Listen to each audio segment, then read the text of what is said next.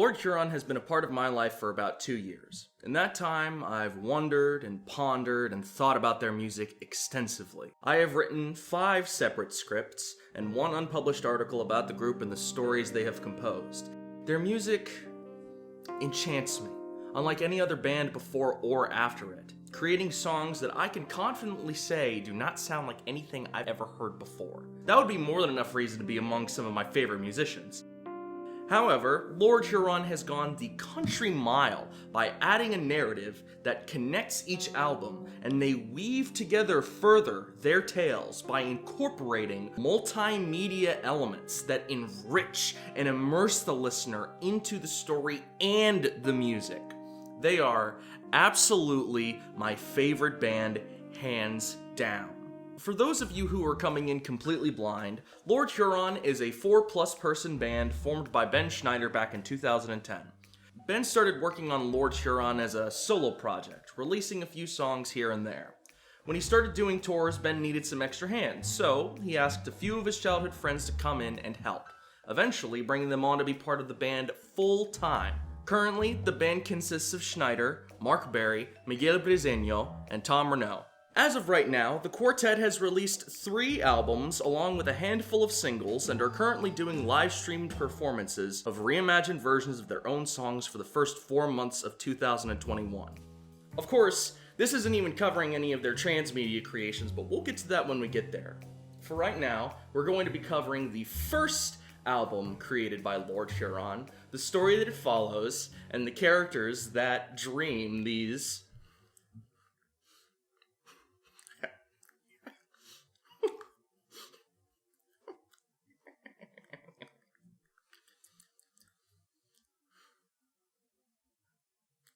Lonesome Dreams. Lonesome Dreams is by far one of my favorite albums that I've ever listened to. Each and every song on that album is a banger. Ends of the Earth, Man Who Lives Forever, I Will Be Back One Day, Brother, In the Wind. Dude, I would bump Lonesome Dreams any day, anytime, anywhere. The vibe of the album is immaculate. A very clear, adventure-based aesthetic permeates its every note and melody. Lonesome Dreams makes me feel a sense of wonder, but it also makes me feel a sense of nostalgia.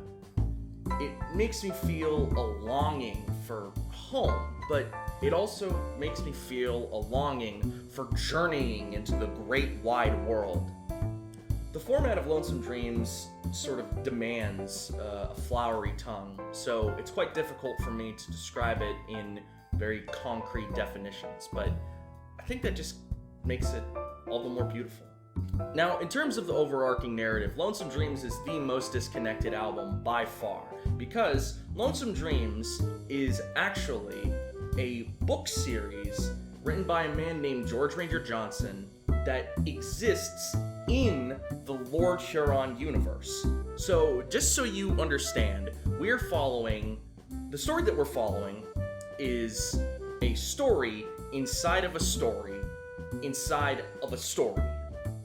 Cells interlinked within cells interlinked within cells interlinked within cells interlinked within cells interlinked within cells interlinked. This information is nowhere to be seen on the album itself, and in fact is entirely relegated to the George Ranger Johnson website, which was created by Ben to promote the album. This brings me to a point where I need to say, if you haven't seen the George Ranger Johnson website, you need to stop the video and go give it a look really quickly.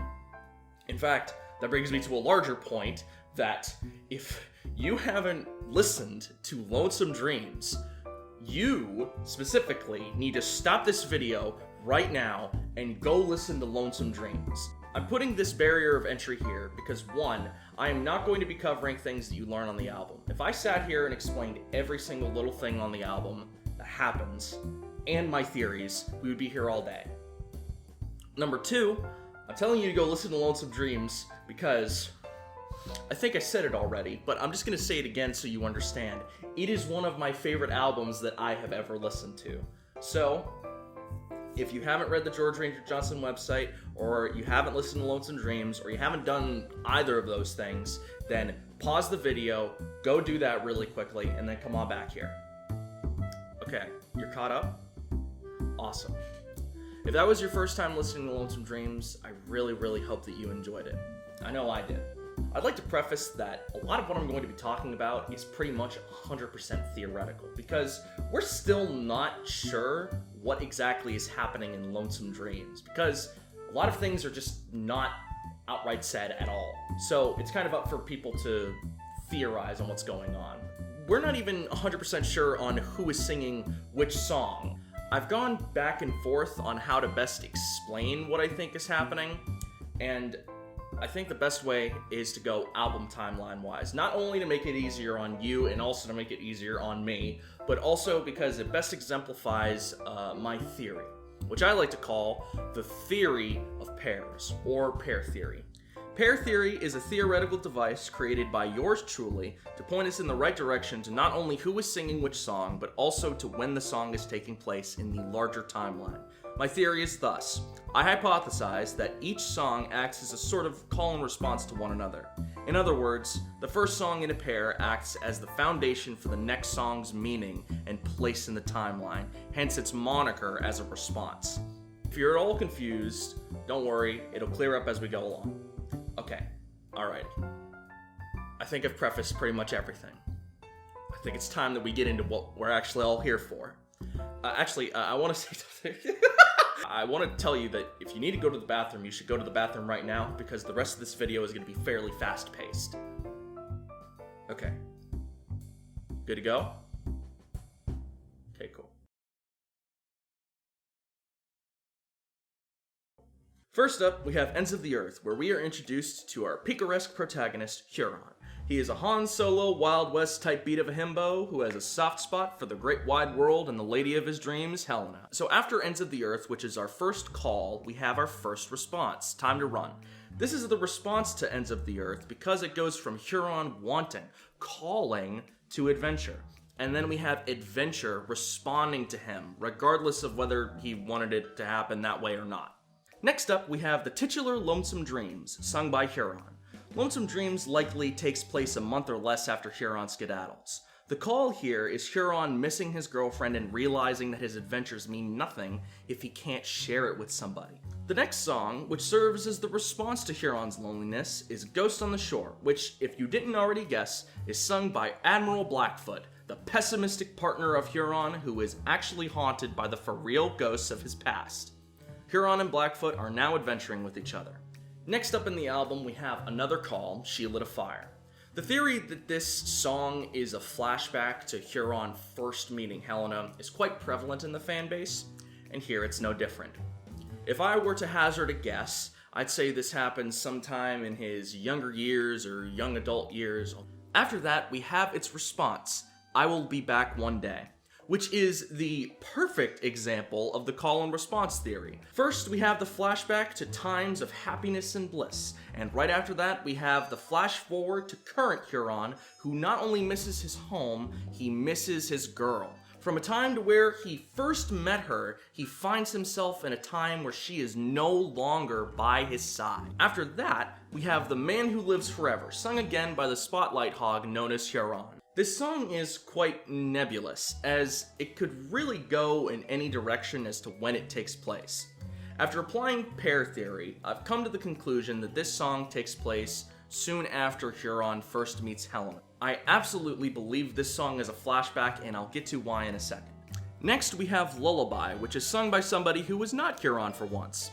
This song is from the perspective of our heroine, Helena, Huron's lover and best friend, and the only person in the album who seems like they have any brain cells left. I think Lullaby and The Man Who Lives Forever are very good examples of what I've been talking about. We have the call, Huron who feels like he's invincible. He knows he's gonna live forever and he wants Helena to come with him. And then shabwammo, he's crawling up to her crib with blood on his hands after doing something we'll talk about later. Helena recalls his bravado from their younger years to now where that bravado has gotten him into some deep shit. The Man Who Lives Forever has become the man who lives for, a year or so. After that, we have Brother, sung by Huron and Blackfoot, bromancing it up on the dusty trail. I'd say this one happens sometime after I Will Be Back One Day, but not much time as Huron's already made the decision to head home by that point. And sometime during or sometime after that, we have Helena singing In the Wind, which is the emotional climax of the album. It's been said before that if Lonesome Dreams was a movie, then Brother would be the final event, but no, not here. Instead, we have something that might be even better. The final gut punch from the album, followed by giving you the last questions you'll be asking, and then promptly kicking your ass to the curb and giving you a little kiss on the cheek, maybe. After the final harmony, you're left asking yourself, my God, did Huron and Blackfoot ever make it home? Did our trio get to live happily ever after? Does Huron finally get that last fraction of a brain cell working enough to tell Helena he's sorry? I think you get it by now, but this is intentionally left vague, left up for the audience to discuss and theorize. And since this is a theory video, I am once again exercising my right to use my device and maybe even give you a satisfying answer. We have Brother as our final call, a call to action. Huron and Blackfoot deciding they're gonna head home no matter what. After that, we have our response, In the Wind. Helena responding to Huron and telling him that she'll be waiting until he gets home, no matter what anybody says. Even if he's not directly there with her, she knows he's out there and that he is coming home, which leads me to believe that these songs are happening pretty much right after each other, and that Huron is already on his way back home, and he'll be right there by that lake in no time at all.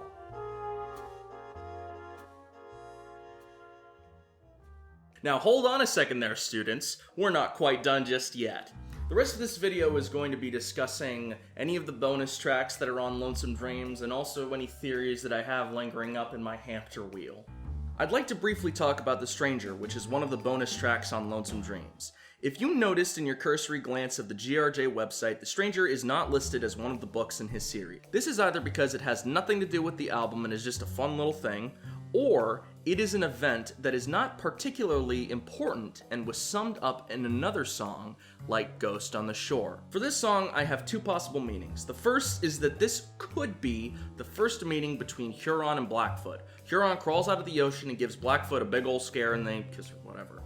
Now, the other meaning is that it's somebody we probably don't know being stalked by a monster who also came from the ocean, and it ends in the person probably dying. I think it is the former, because it is included in the album, and the language used in the lyrics makes me think it is likely that Blackfoot is speaking. Again, this could go either way, so if you disagree, say okay with me.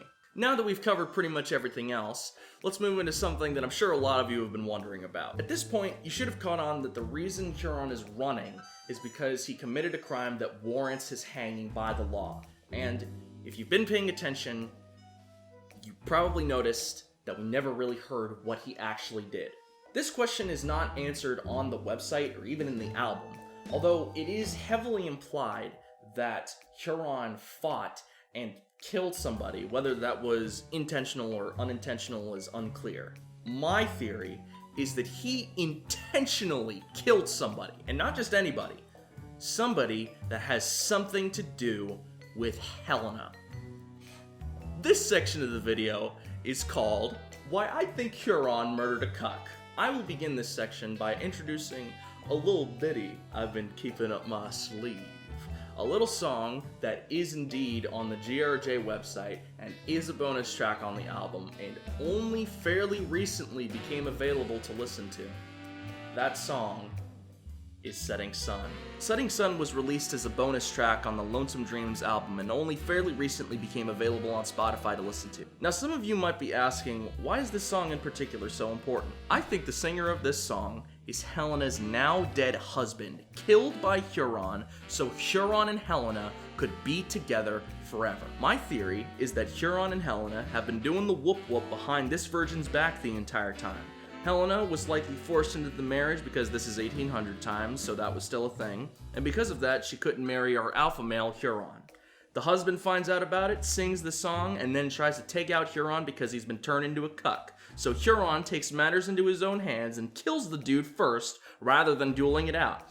And thus, the adventure begins, and Chad Huron becomes a fugitive. And with that, I think I finally finished my comprehensive analysis of Lord Huron's first album, Lonesome Dreams. Right about somewhere around me is the final completed timeline. And what I think is going on? That's a key word. Think. Now, as I've said before, pretty much everything that I've talked about isn't confirmed by anything at all official. It is all my personal analysis, which is based around my opinions and the research that I've done. This does not mean that your opinions and the research that you have done is automatically wrong. I think the reason why a lot of the Lord Huron story is left up in the air is because, as I've said before, I think they want the audience to come to their own conclusions and decide for themselves what story and what timeline of events makes the most sense to them. You and I can have completely different timelines for what is going on in Lonesome Dreams, and that is 100% okay.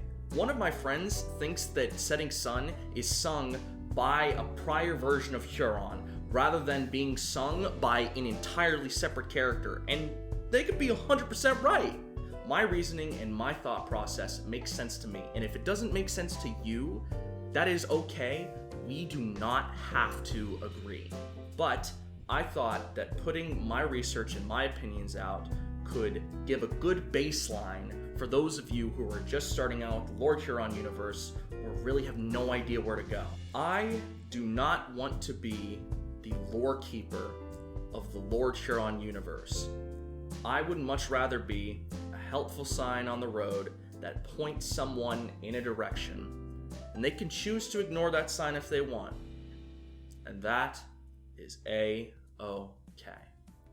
And with that, I have finished my somewhat organized lecture of Lord Huron's first album, Lonesome Dreams. Thank you all again so much for watching. First of all, I would like to thank Lord Huron for putting out a fan-fucking-tastic first album. Truly incredible, and it only gets better from here. I'd also like to thank my friends and family who helped me along while I was making this project. First of all, I'd like to thank my father, Blader, who left me when I was 3 5/4. And next, and most chiefly so, I would like to thank my friend who introduced me to Lord Huron to begin with. Thank you.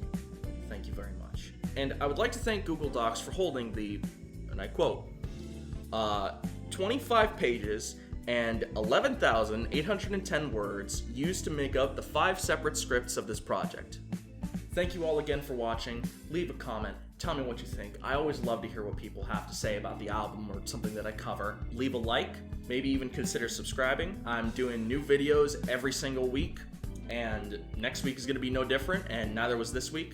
So if you want to tune in for that, go ahead and give me a subscribe. And if you want to speak to a community of folks who absolutely love Lord Huron and are really passionate about it, there's a subreddit that you can join, and there's also a Discord that you can join.